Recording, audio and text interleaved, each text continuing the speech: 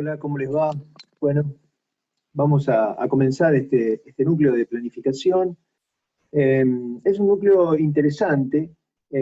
Ustedes saben que en el campo de la salud colectiva decimos que hay como tres áreas de concentración, eh, de interés, que son la epidemiología, las ciencias sociales, pensando la salud, la antropología, la sociología, la filosofía, etc. Y la planificación, política, gestión, evaluación de servicios, de sistemas de salud, son áreas de concentración de interés en este campo. Y la planificación tiene una historia muy arraigada, digamos así, en el campo de la salud pública.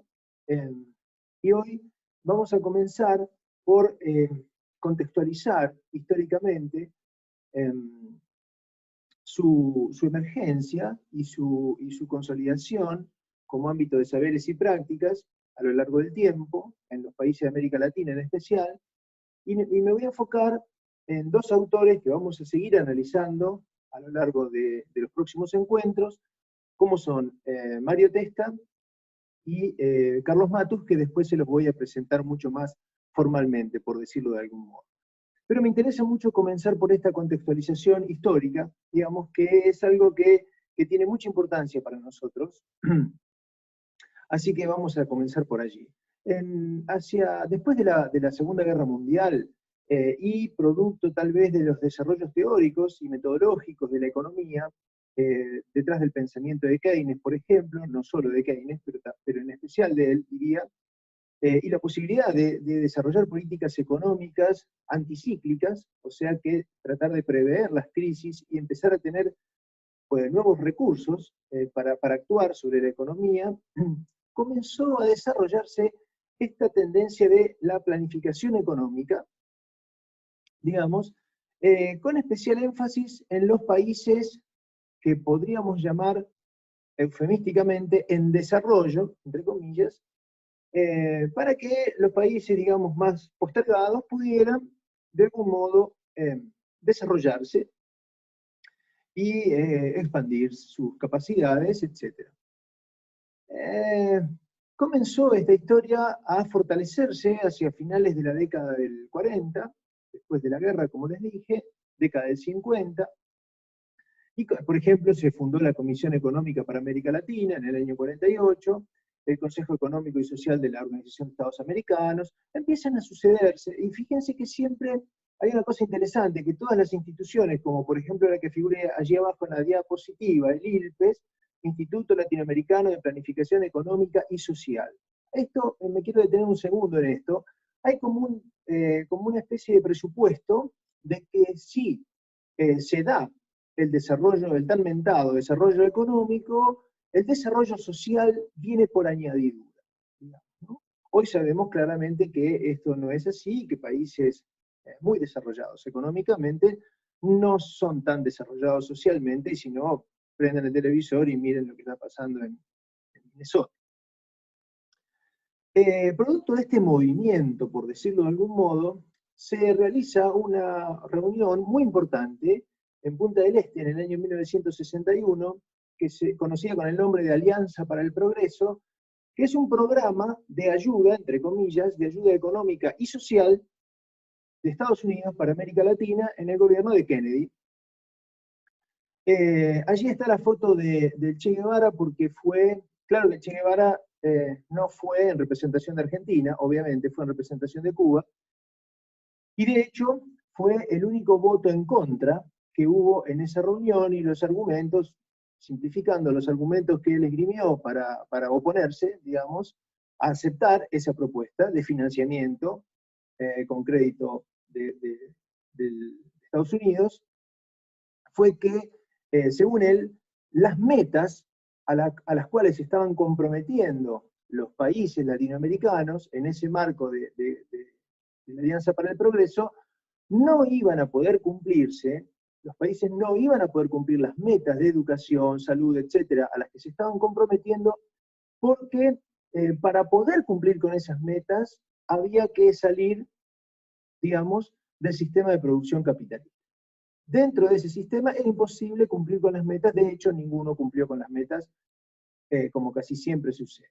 No obstante eso, no era un programa de ayuda de Estados Unidos estaba muy preocupado claramente por la influencia que la Revolución Cubana, que había sucedido hacía muy poco tiempo, digamos, estaba teniendo en América Latina y la posibilidad de que se expanda a otros países, por supuesto, generaba la preocupación norteamericana, ¿no? Como dice el artículo que ustedes tenían para leer, que se los recomiendo fervorosamente, de Dora Barrancos y Eugenio Vilaza Méndez sobre la memoria de planificadores, donde ahí entrevistan a planificadores de esa época, entre ellos Testa, como habrán visto, o como pueden ver si van a leer. La planificación como idea, digamos, se fortalece en esos años y se fortalece en el capitalismo. Y el propio Eric Hobsbawm, que lo puse a propósito porque es un historiador que quiero mucho, me gusta mucho, ya murió hace unos años, inglés, bueno, en realidad nació en Alejandría, pero esa es otra historia. Él dice que la planificación en realidad fue una especie de ciencia económica aplicada con mucho éxito en la Unión Soviética, después de la revolución, porque era un gobierno, digamos así, con un poder muy centralizado, y que entonces la planificación tuvo potencia en ese sentido, pero que a pesar de que Occidente, con su democracia liberal, digamos, eran sistemas con poder mucho más distribuido, teóricamente, a pesar de esa diferencia, la planificación fue adoptada y muchos de los desarrollos teóricos y metodológicos y prácticos que se habían implementado en la Unión Soviética fueron incorporados a la teoría económica y a la teoría social en América Latina. Y este es un llamado de atención que hace Hobsbawm en su libro, que recomiendo, Historia del siglo XX, y por eso lo traje a colación. Vamos a hablar un poco de nuestros dos autores de referencia en este módulo, en este núcleo, perdón. Uno claramente es Mario Testa. Mario, ahí están las capas, me sale portugués, las tapas de los 3 libros que tiene publicados como libros. Después tiene algún otro libro en colaboración y muchos artículos y otro tipo de publicaciones. Pero estos son sus 3 libros emblemáticos, digamos. Mario tiene una historia muy interesante. Es un médico que fue especialista en tórax, en tuberculosis, cirujano también, y después se pelea, tiene como una crisis de identidad con la medicina y se va a Venezuela con un amigo economista que vivía allá y trabajaba muy cerca del presidente de la República, y comienza a tomar cursos de planificación, y como era médico, él siempre dice, como yo era médico, los demás, los economistas que estaban allí, supusieron que yo iba a saber de salud. No sabían que un médico no sabe nada de salud, que un médico solo sabe de enfermedades. Pero ellos supusieron, siempre dice Mario eso, que yo sabía de salud y entonces me recibieron con los brazos abiertos porque la salud era uno de esos campos, digamos, que generaba mucho costo, mucho gasto, y nunca se sabía dónde iba el dinero porque no había indicadores, no había claridad de qué se producía, en qué se gastaba, cómo se gastaba, etc. Los economistas estaban muy preocupados por eso, y tener un médico interesado por estos temas les vino bien, digamos así, en esa especie de autoexilio que se autoimpuso en aquellos años, comienzo de la década del 60, Mario Testa, cuando cae en Venezuela. Posteriormente, desarrolló un método de planificación en salud. No lo llamaron de planificación por el olor a soviético que eso tenía, entonces lo llamaron de programación en salud, que es la publicación 111 de la OPS, y donde Mario es uno de los autores fundamentales, que fue una publicación muy importante, conocido hoy como el método OPS-CENDES, de planificación en salud, un método donde se presentaron y se desarrollaron indicadores y estrategias de abordaje en el campo de la salud pública que hasta entonces no existían y que hasta el día de hoy se usan, a pesar de la furiosa crítica que él hace posteriormente al respecto, ¿no? Pero eso se los cuento en un rato. Para sintetizar un poquito entonces la biografía de Mario, Mario trabajó en la OPS, trabajó en el Instituto de Planificación en Santiago de Chile, fue decano de la Facultad de Medicina de la UBA en el 73 por un breve periodo, donde hizo cosas sumamente interesantes, como meter en la Facultad de Medicina el Instituto de Medicina del Trabajo. En el 76 él emigró, que dice la diapositiva, está entre comillas, porque se tuvo que exiliar nuevamente en Venezuela. Fue colaborador de OPS, como les dije, fue miembro fundador de Alames, fue docente de la Universidad de Lanús muchos años, que fue donde yo lo conocí, y cumplió 95 años hace poquitos días, unos 15 días, está bien, muy lúcido, y es una de las personas que más admiro, si no la que más, en este campo de la salud pública, digamos así. Aquí está la foto de la publicación, que salió por primera vez en 1965, como pueden leer allí abajo. La lógica, o sea, el modo de elaborar el razonamiento con el cual estaba formulado y estructurado este sistema, todo entre comillas, era que había daños a la salud de las poblaciones y había factores condicionantes de esos daños que había que estudiarlos. O sea, qué cosas determinaban, qué cosas causaban, qué cosas condicionaban que sucedan determinados fenómenos de salud pública y no otros. Y después estaba el tema de los recursos, la disponibilidad de los recursos, las diferentes formas de articularlos y de organizarlos y de instrumentarlos, y las relaciones que se establecían entre estos daños a la salud de las poblaciones, de los grupos y las poblaciones, y estos recursos que los sistemas de salud de los países podían disponer para hacer frente a esas necesidades, a esas demandas. Entonces trataban de establecer, por ejemplo, generar fórmulas, indicadores en los que no voy a entrar, por supuesto, pero como este que está acá abajo, que dice que la prioridad de algo se vuelve prioritario cuando la magnitud del daño es grande, cuando la trascendencia social de ese daño es importante, cuando ese daño es vulnerable a alguna de las cuestiones que podemos hacer, o sea, cuando tenemos algún tratamiento eficaz para atacarlo, digamos, y debajo, como denominador de esa especie de ecuación, los costos, ¿no? Entonces hoy tenemos, por ejemplo, la pandemia de coronavirus, ¿es prioritaria o no? Y bueno, es prioritaria, ¿por qué? Porque la magnitud del daño es importante, porque la trascendencia social del daño es importante, pero tenemos pocas herramientas terapéuticas para hacerle frente, digamos. Entonces, la única herramienta que tenemos es la cuarentena y estas cosas que tanto estamos hablando, y entonces se jerarquizan por eso. Ellos trataban de establecer esto. Claro que es muy difícil que la lógica económica pueda explicar y cómo medís la trascendencia social de un daño. ¿Vale lo mismo la vida de un chico de 5 meses que la de un señor de 75 años? Digamos, ¿cómo se mide la trascendencia social de eso? ¿Cómo se jerarquiza? Entonces, este sistema, esta lógica de pensamiento económico aplicado a la salud, ellos mismos que lo formularon, fueron sus principales críticos porque comenzaron a observar que la realidad era bastante más compleja que los que estos métodos de racionalidad económica podían dar cuenta. No obstante eso, en esos años 60, la década de 1960, a lo largo de esa década proliferaron los centros, los institutos de planificación, como el Centro Panamericano de Planificación de Salud, que yo les dije, donde estaban Contesta, Hernán Durán, David Tejada Rivero, y personas que ustedes tienen allí en el apunte de Dora Barrancos y Vilasa Méndez, que antes les dije, el Instituto de Chile, donde también anduvo Matus, en fin. Pero fíjense lo que se dice en ese artículo, que la lógica, el modo de elaborar el razonamiento de un método como el del Sendes OPS, se transformó, al ponerlo en marcha, no en el pensamiento original de Mario Testa, sino en una especie de algoritmo, dicen los autores, que tiene la belleza de producir números fácilmente, que no los había, pero tiene la impotencia de estar totalmente divorciado de los problemas reales que pretende tomar. Hay una disociación entre esa teoría y esos métodos y la realidad de la cual se quiere ocupar. Y esto será una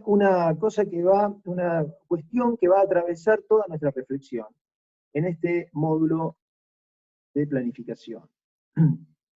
Mario Testa, comienzo a repensar esta articulación entre ciencia y política. Esa ciencia económica no alcanzaba para dar cuenta de la complejidad de la cual quería ocuparse. Tal es así que él dice siempre una frase que todos los que lo seguimos a Mario siempre repetimos. Él dice: nosotros tratamos de tener en cuenta y bajo control todas las variables, pero le dimos valor cero a la única variable que no podía tener valor cero, que era el poder. Cuando Mario se pone a pensar en el poder y toma conciencia de que no le habían dado ninguna importancia a la cuestión del poder, a cómo los actores jugaban este juego, quiénes eran esos actores, qué poderes tenían para poner en juego.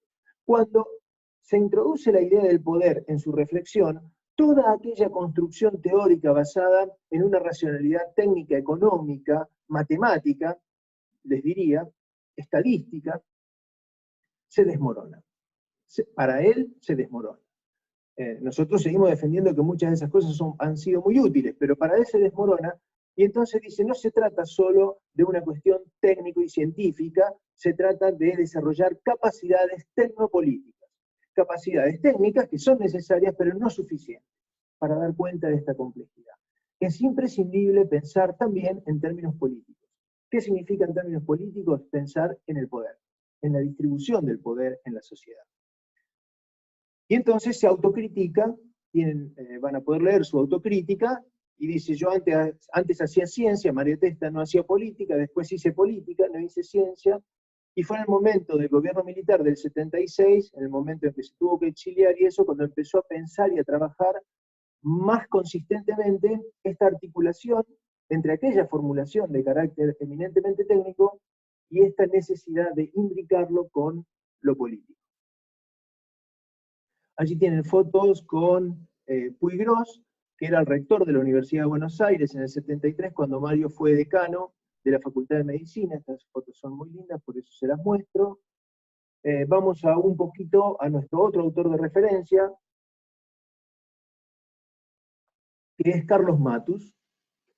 Carlos Matus, yo puse una biografía bastante completa aquí en las diapos para que puedan acceder a ella, pero voy a decir muy rápidamente que Matus es chileno, fue ingeniero inicialmente, después se formó como economista en Estados Unidos, en la Universidad de Harvard, como especialista en planificación estratégica, trabajó apoyando diferentes instituciones, como la CEPAL, el ILPES de Santiago de Chile, que ya les dije, y después ocupó cargos importantes durante el gobierno de la Unidad Popular en Chile, de Salvador Allende, del presidente Salvador Allende, a partir del año 70, hasta que los derrocan en el año 73 con el golpe de Estado de Pinochet, como sabrán.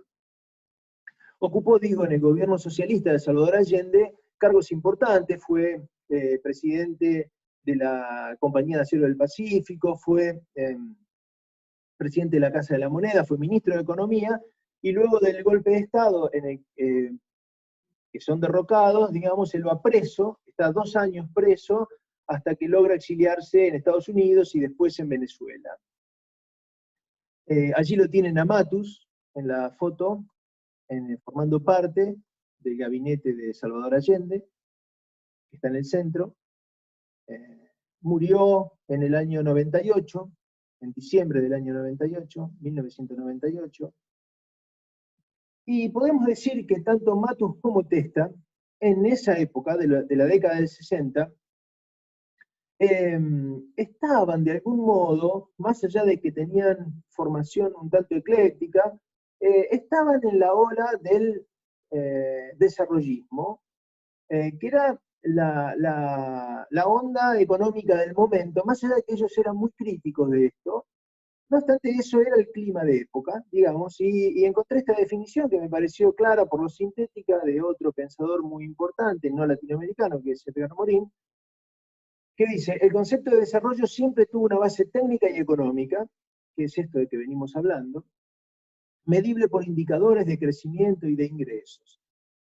Da implícitamente por sentado que el desarrollo técnico y económico es la locomotora que arrastra naturalmente el desarrollo humano, aquello del I-social, que yo les decía, cuyo modelo consumado y exitoso es el de los países llamados desarrollados, es decir, los países occidentales desarrollados.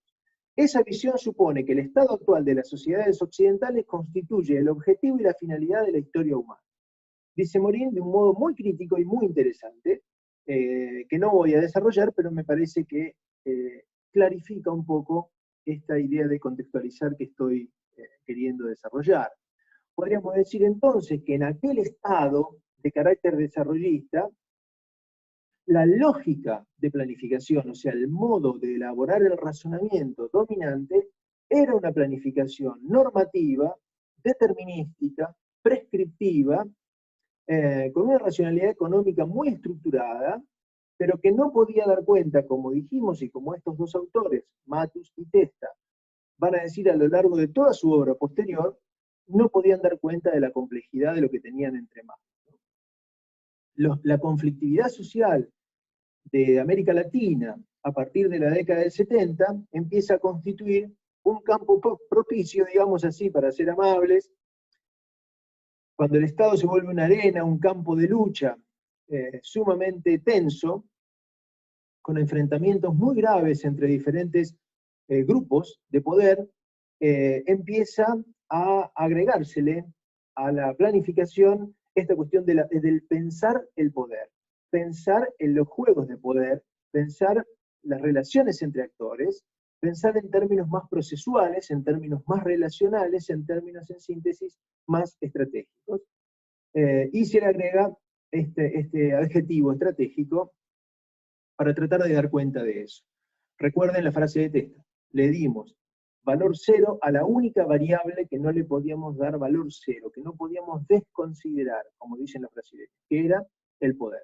Cuando empiezan a pensar en el poder, empiezan a pensar en integrar lo técnico y lo político en un pensamiento, digamos, tecnopolítico, empiezan a hablar en términos de planificación estratégica, y después vinieron, ¿no?, las peores, como las del Estado mínimo, que estamos más familiarizados, ¿no?, del neoliberalismo que conocimos de diferentes maneras durante el proceso militar que comenzó en la Argentina entre el 76 y el 83, en términos económicos estoy hablando, el gobierno de Carlos Menem, con Cavallo como ministro de Economía, y el último gobierno de Macri como momentos históricos donde claramente hubo un intento de imponer esta idea de Estado mínimo con fragmentación del campo, tendencia a la superespecialización, alienación de los fines por los medios y reinado de la eficiencia, que están más familiarizados a escucharlo, y hoy no voy a meterme en eso. Estos dos autores, entonces, Matus y Testa, allí los tienen a los dos dando clases en Brasil, en diferentes momentos. Matus y Testa fueron muy críticos con sus propias formulaciones teóricas y con su propia vida y con su propia trayectoria profesional, muy autocríticos. Entonces traje algunas frases textuales para que ustedes vean el nivel de crítica y de autocrítica y de reflexión crítica que estos autores cultivaron, digamos, con su vida. Dice Testa, el Centro Panamericano de Planificación de Salud fue liquidado a fines de 1975, en apariencia debido a las condiciones duras impuestas por la dictadura de Pinochet, aunque más probablemente debido al agotamiento de la propuesta contenida en el CENDES-OPS, el método, que no resistió la confrontación con la realidad. El cierre del centro no puede quedar como mera formalidad burocrática, debe ser efectivamente terminado no solo en su materialidad, sino en su ideología, de la que soy parcialmente responsable. Es muy, muy duro, muy autocrítico. Fíjense qué lindo esto, la autocrítica tiene que mostrar todo eso y reflexionar sobre ello, en particular sobre la fuente de los errores cometidos.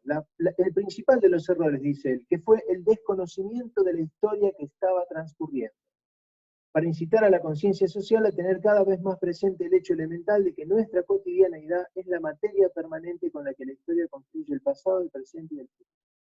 El desconocimiento de la historia.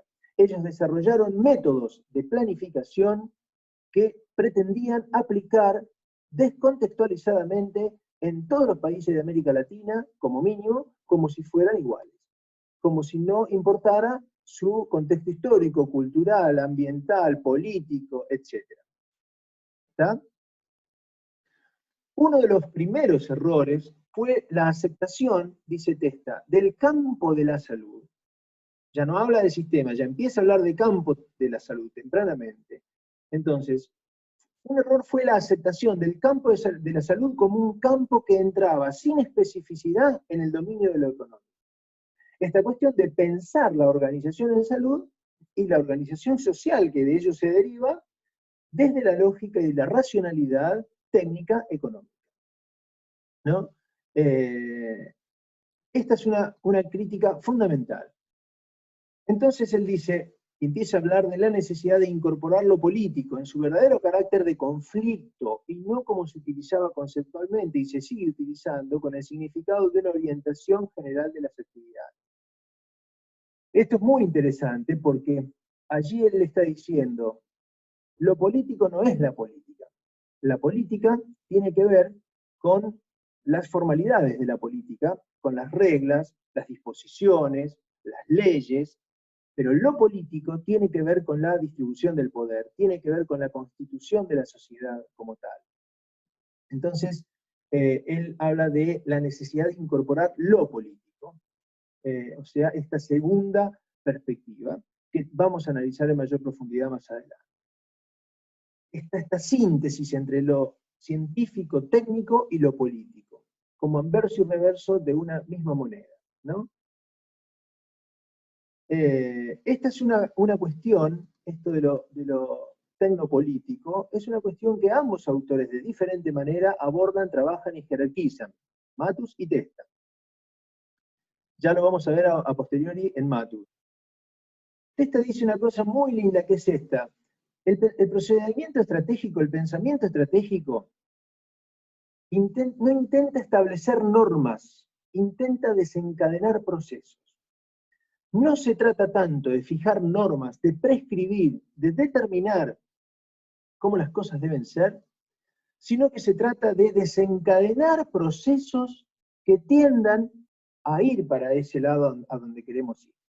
Esto es muy importante porque introduce una lógica que es totalmente novedosa, que es la cuestión del camino, digamos, el movimiento se demuestra andando. Esta lógica procesual y relacional que la planificación normativa, determinística, prescriptiva, claramente no tenía por razones que vamos a ver a continuación. El objetivo de la planificación, entonces, si empezamos a pensar en términos de relaciones entre actores, en términos de desencadenar procesos, el objetivo de la planificación, entonces, se inscribe en el marco de la lucha por el poder. En tal sentido, Carlos Matus, en su libro absolutamente recomendable, Adiós, señor presidente, en ese libro, Matus dice algunas cosas como esta: excelentísimo señor presidente, le dice a Salvador Allende, usted supo que gobernar es una tarea dura, mucho más compleja y de naturaleza distinta a la de ganar elecciones.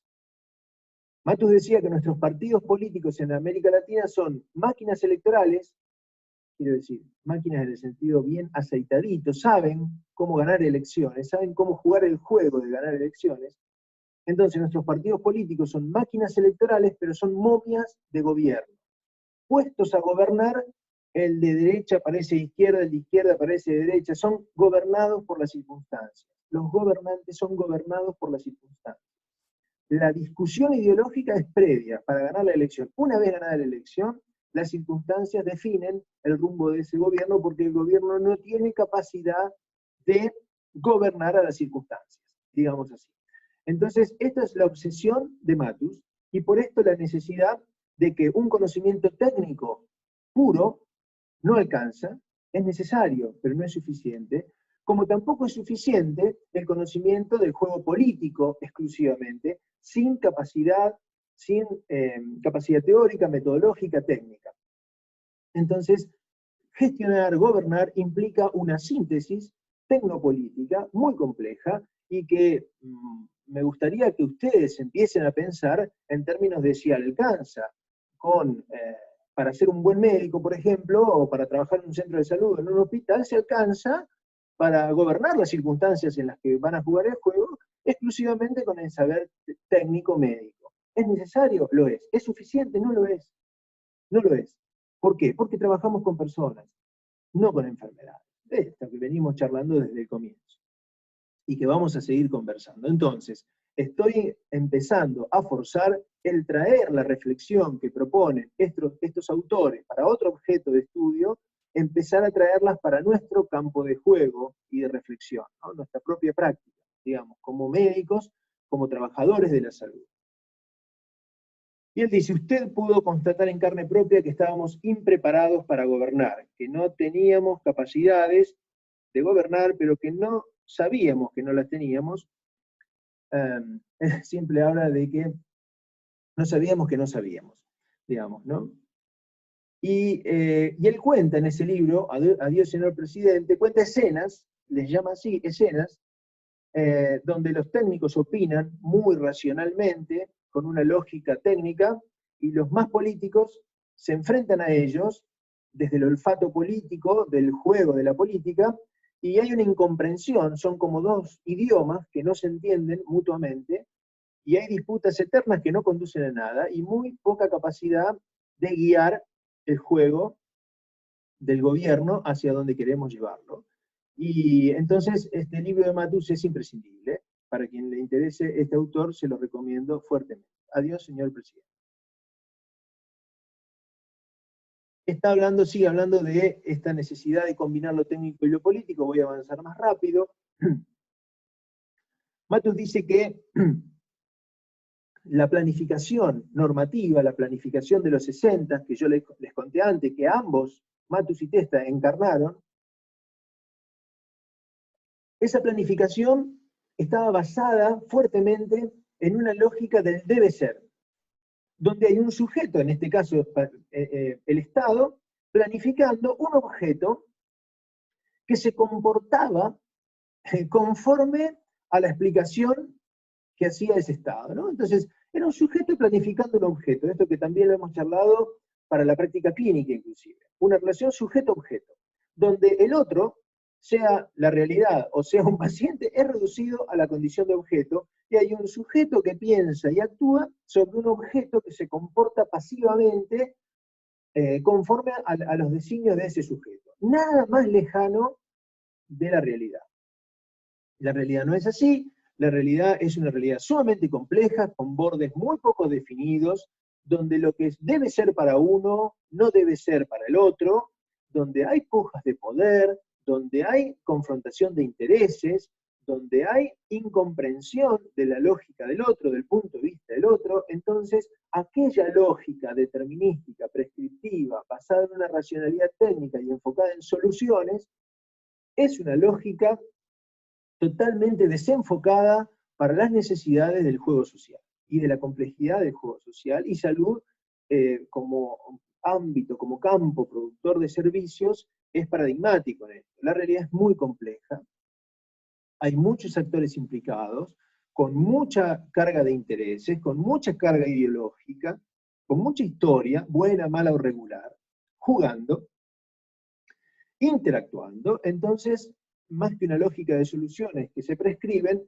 hay que tener mejor capacidad de problematizar y de comprender la complejidad que tenemos entre manos. Podríamos decir, para cerrar toda esta idea que vengo desarrollando, que la idea de planificación, aquella normativa, quedó muy tomada la idea del plan, formular un plan conforme a objetivos, metas preestablecidas, que deben llevarse a cabo y después evaluar cómo no fue. Esa lógica no resiste la confrontación con la realidad, y entonces vamos a usar a estos autores, dada la riqueza de lo que han desarrollado, más que para enseñarles a formular planes, a pensar la acción. Entonces, en vez de planificación, le vamos a dar más bolilla a la acción, al final de la palabra, que al plan, a la primera mitad de la palabra. ¿Está bien? El centro de la reflexión, el núcleo duro de la reflexión que estoy proponiendo son los problemas, y me voy a dedicar fuertemente a ello en el próximo video, en el próximo encuentro, por lo cual hoy lo voy a pasar medio rapidito, pero gestionar o gobernar es enfrentar problemas,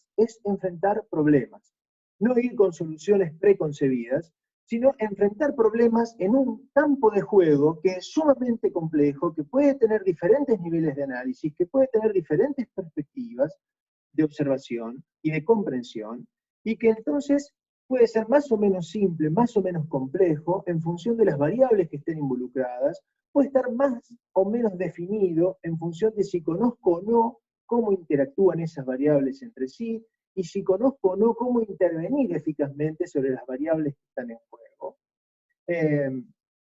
Entonces, esta caracteriza así a los problemas simples o sencillos son los que tienen pocas variables, los complejos son los que tienen muchas variables, y a su vez un problema es bien definido cuando conozco cómo se vinculan esas variables entre sí, y es mal definido o indefinido cuando no conozco cómo se vinculan esas variables entre sí. Muy bien, nosotros, por ejemplo, hablamos de servicios de alta complejidad.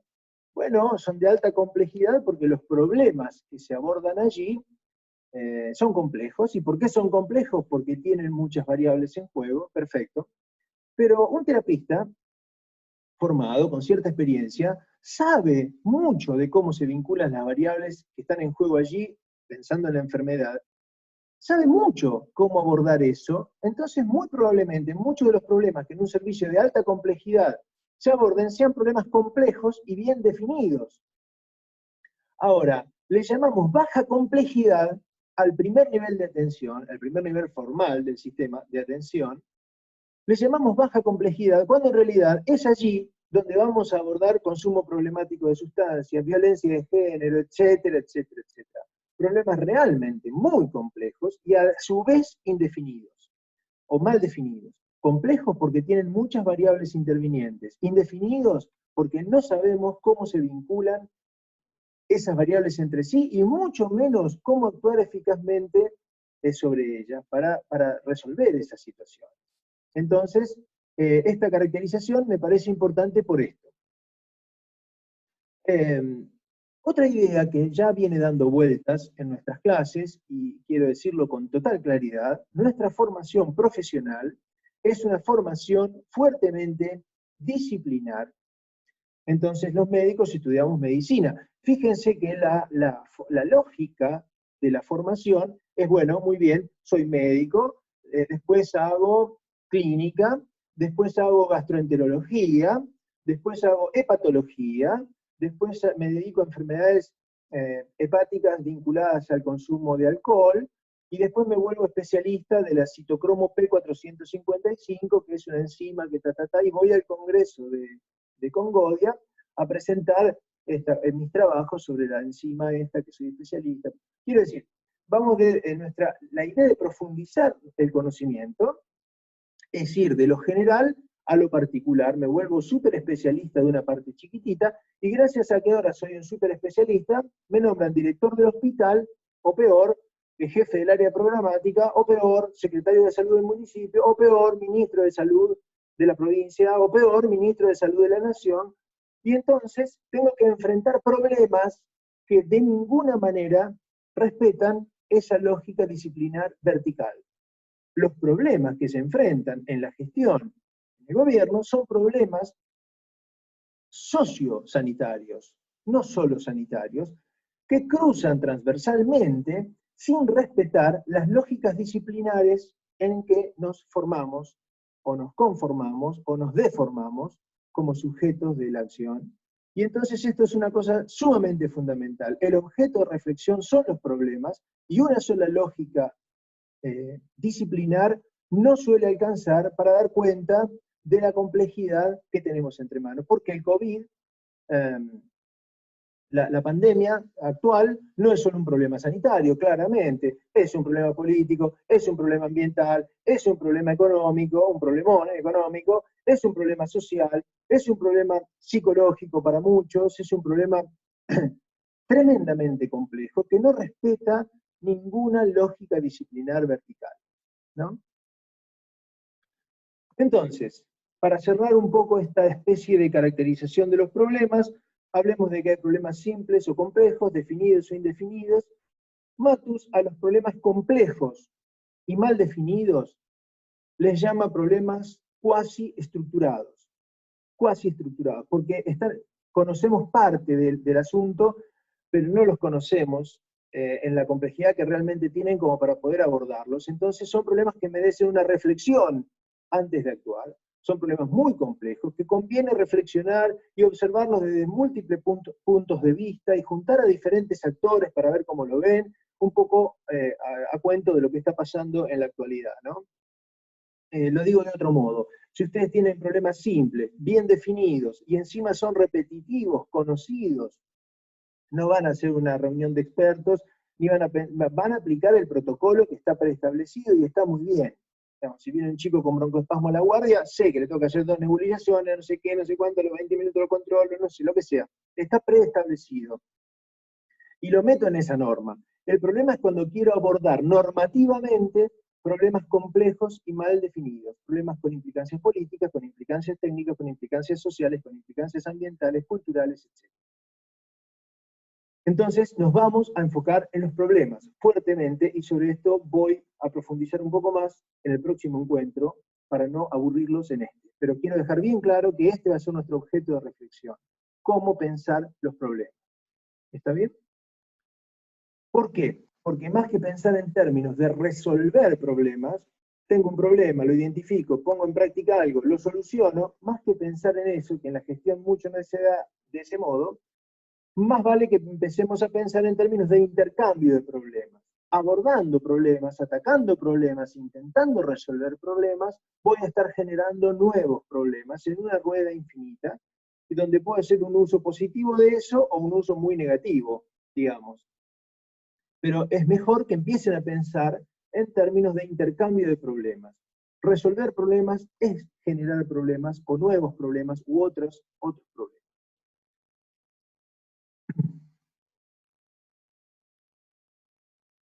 ¿De dónde viene tanta complejidad? ¿Y de dónde viene la necesidad de contextualizar? Viene de que el problema, cualquier problema que querramos abordar, no se da en un vacío contextual, se da en una determinada situación, en la que estamos metidos como actores, en las que tenemos intereses creados, en las que tenemos cosmovisiones muy arraigadas en nuestra cabeza, por nuestra formación, por nuestra ideología, por nuestra formación profesional, etc. Entonces estamos implicados, metidos en la acción y en la situación que queremos explicar, y entonces creemos que tenemos una visión y una comprensión objetiva de estos procesos, cuando en realidad es absolutamente parcial y subjetiva. Y no estoy diciendo está bien o está mal, estoy diciendo es la explicación que hacemos de los problemas no es una explicación neutra, objetiva, unívoca, indiscutible. Es una explicación situacional. ¿Qué significa eso? Que por estar involucrados, metidos, implicados en la situación que estamos queriendo explicar, siempre la explicamos con algún grado de ceguera situacional. ¿Qué significa eso? Que vemos algunas cosas y no vemos otras, y no vemos que no vemos otras.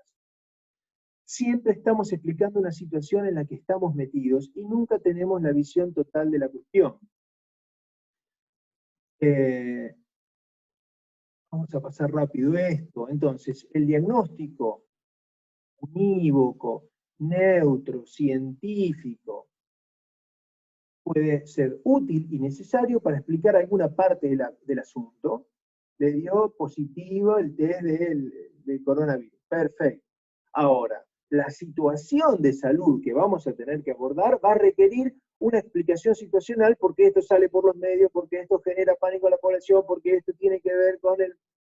Empieza a aparecer la complejidad que realmente tiene el juego en este campo, y la acción y lo que se decide hacer y lo que se puede hacer va a estar muy influenciado en parte por ese diagnóstico basado en un conocimiento técnico-científico, pero en parte por intuiciones, por valores, por cosmovisiones, por ideologías, por intereses, por un montón de cuestiones que hacen a que entonces esa explicación no sea una explicación científica neutra unívoca, sino una explicación situacional de actores que están jugando un juego en forma interactiva, dinámica y permanentemente cambiante.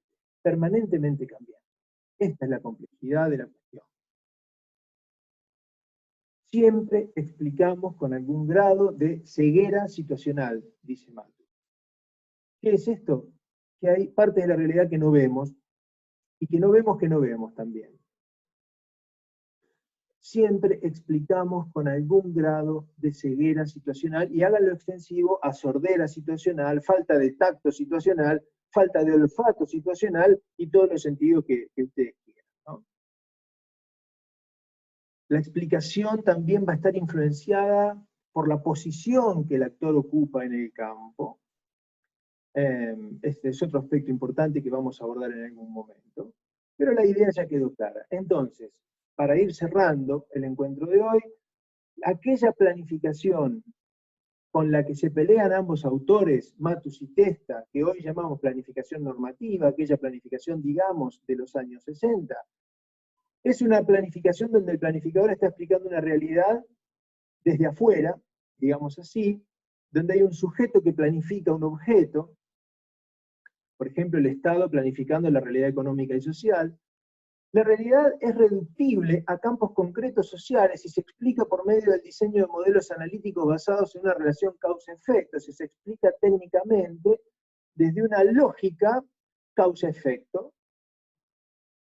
Esto causa esto, entonces intervengo y cambio el efecto. Y esa es toda la racionalidad. No hay oponentes, no hay un deber ser, no hay otros que juegan, no se tiene cabal comprensión de la complejidad de los problemas. La situación terminal es de final cerrado, o sea, queremos cerrar la canilla, vamos y cerramos la canilla. Ese es un problema simple, bien definido, y que se puede abordar con planificación normativa. El problema es cuando queremos abordar exclusivamente con planificación normativa un problema muy complejo y mal definido como una pandemia por un coronavirus como estamos teniendo. Entonces, mejor que empecemos a pensar en que no jugamos solos, no estamos solos jugando, el planificador está dentro de la realidad que planifica, siempre explica con algún grado de ceguera situacional, está comprendido en la situación que está queriendo explicar, no hay límites claros entre sujeto y objeto, hay varios actores entre los cuales se manejan poderes, intereses, etc. No hay comportamientos sociales preestablecidos, digamos, hay mucha incertidumbre, hay mucha sorpresa, lo que debe ser no necesariamente puede ser, ¿cómo lo hacemos posible? Los problemas son cuasi estructurados, o sea, los conocemos en parte, pero no en su totalidad. Lo normativo puede ser un momento para determinadas cuestiones, pero no puede ser suficiente, lo normativo digo, para dar cuenta de esta realidad compleja. No jugamos solos, insisto, y el final es abierto, es cambiante, es discutible. Entonces, estamos ante un cambio de paradigma, podríamos decir, o de perspectiva, si no quieren sonar tan pomposos, si no quieren que sonemos tan pomposos, por lo menos un cambio de perspectiva. Hoy, como primer encuentro, apostaría a que haya quedado claro esta diferencia entre lo normativo y lo situacional estratégico, porque es un poco esta distinción que veníamos haciendo entre la salud pública tradicional y una salud pública o colectiva con una mirada más ampliada, más comprensiva de la complejidad de lo social, ¿no? Me parece que esta es una cuestión recurrente y que es bueno que la vayamos abordando desde diferentes ángulos y desde los diferentes núcleos de la materia, ¿no?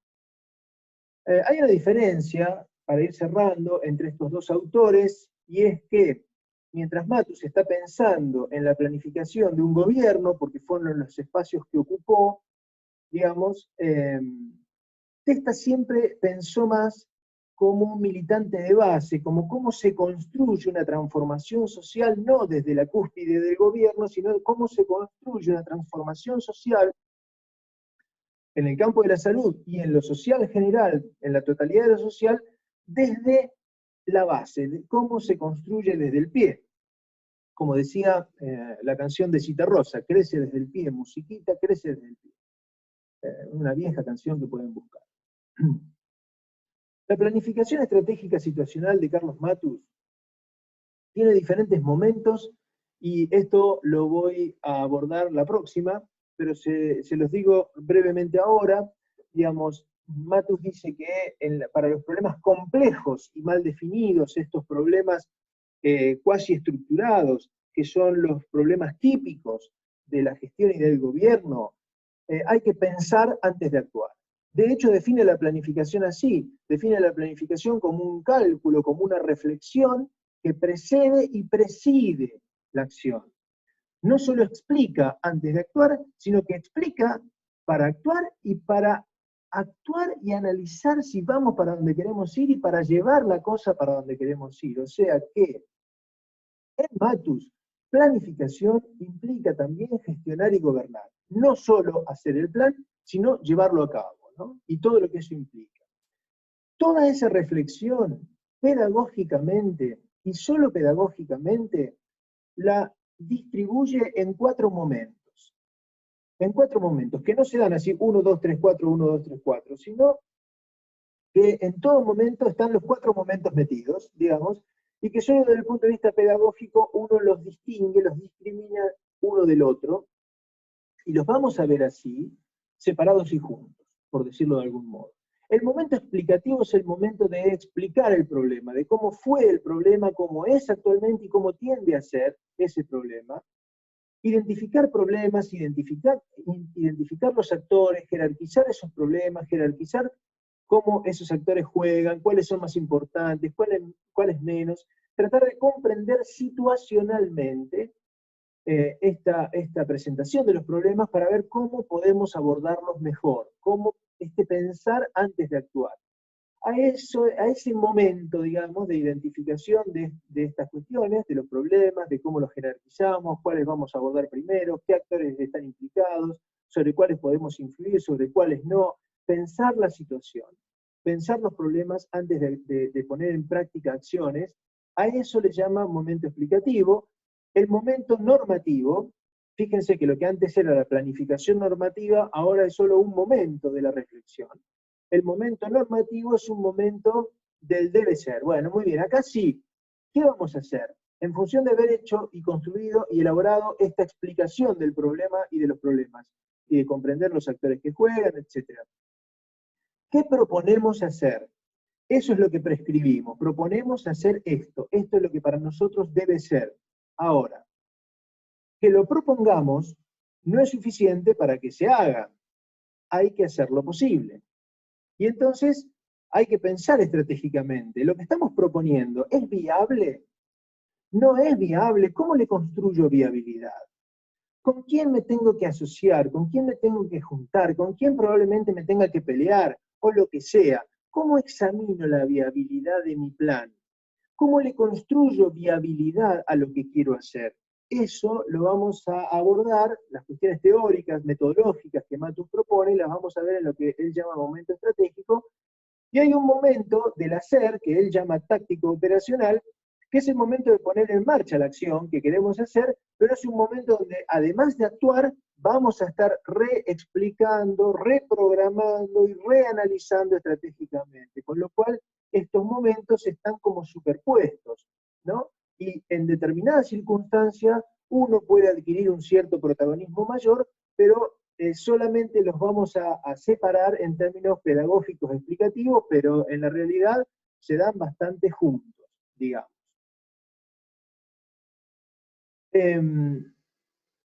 Por el momento, quisiera dejar la reflexión por acá. Me parece que ya es un tiempo más que suficiente el que hemos tenido. Y en el próximo encuentro vamos a profundizar esta reflexión y vamos a profundizar más, les decía, el momento explicativo, ¿no? El momento 1. Van a tener lecturas para hacer. Cierro con esto.